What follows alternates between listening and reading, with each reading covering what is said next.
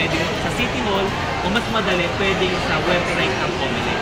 Maganda po mag-abang na lang tayo ng balita o ng mga Facebook post na pwede nang mag-reactivate yung mga na-disable. Pero sa ngayon po, hindi na po kasalanan to kasalanan to ng system ng COMELEC kasi kahit na may bagong kapangalan at kaparehas ng birthday, dapat hindi na di-disable. Pero kasalanan ko talaga. Ang COMELEC po, walang kasalanan si tatay.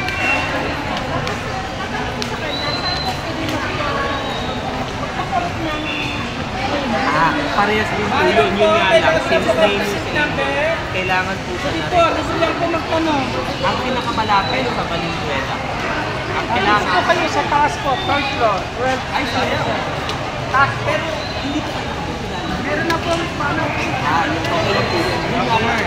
Para may yan.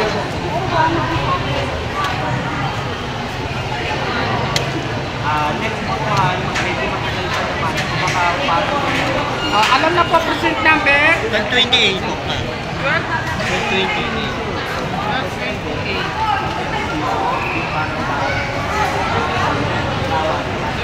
Bago abangan nyo na lang. Kailangan talaga pinakamalapit na COMELEC office sa Valenzuela. Kailangan natin magdala ng PSA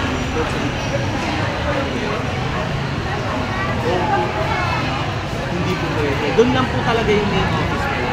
Pag-change name, medyo mahal po talaga kasi.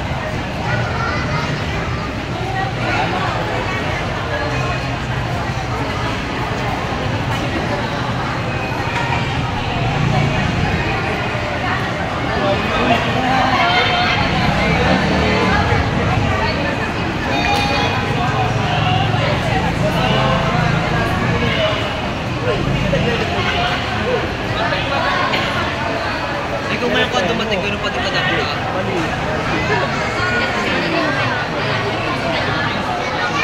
Ba't kami naman na? Pag kumalma na dito sa labas, okay na lang. Okay lang, ako rin naman dito. Mare-record pa rin naman yan. Mahalaga, tumutuloy tayo. Kahit na lang yung mas nakakaya.